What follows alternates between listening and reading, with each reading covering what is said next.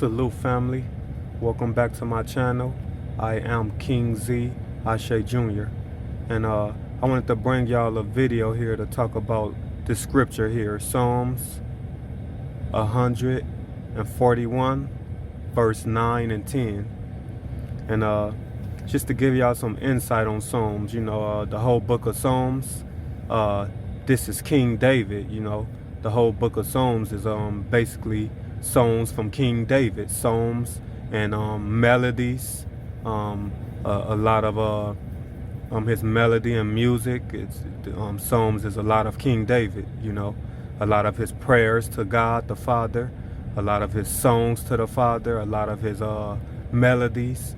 And here in Psalms 141 verse 9 and 10, if you research this chapter, this whole chapter is a melody of King David. And we know it's a melody he harmonized to the Father as a prayer, and most of King David's prayers and songs and melodies are like protection prayers and thankful and thanks to God, so that's why I consider myself a great grandson of King David, because I follow the things King David did as acknowledging God's protection of his children. King David, he went through a lot. He went through a lot of battles, spiritual battles and physical wars and stuff. I'll give y'all a story real quick of King David. And y'all do your own research of King David. King David, he has a lot of good stories, man. That's better than TV, straight up. I'm gonna tell y'all that straight up. Some of King David's stories will give you better visions than the television. The television don't do nothing but tell lies to your vision anyway.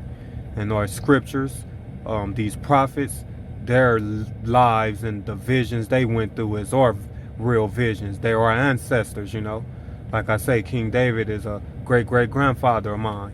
And, I follow him and salute him. And I'll tell this story about, Father David. He went through a war with another army. And you know who was the leader of the army? It was one of his firstborn sons from one of his wives. His name was Absalom. And Absalom built up a big old army.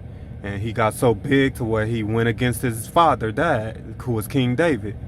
And his army was so big, King David and his chief man and his army, they had to flee, and they had to part ways. And King David ended up going to a city where only the lame people were, the men who was murderers, they fled to this city. And it was lame, insane people that's kind of lame and retarded, the crazy people. So King David had to flee to that city, and they said Absalom, his son's troops went to that city, and King David played like he was one of the crazy men, foaming from the mouth and acting crazy and retarded, and said that the guards didn't even recognize him. So King David acted like a crazy homeless man until he made it through, And when he made it through, they said he made it through. He linked up with one of his other chief men, and they went to another nation. And King David basically was friends with this nation, and this nation was way bigger and powerful than his son Absalom. So that's how he conquered his son Absalom, And I just see scriptures like this, and it just remind me of, some of the stuff King David went through, man. And I'll read the scripture, and it reads, "Protect me from the jaws of the trap they have laid for me, from the snares of evildoers. The wicked will fall into their own nets altogether, while I pass through by safely." And and King David, that story I told y'all, that's a story of my father. So salute 1000.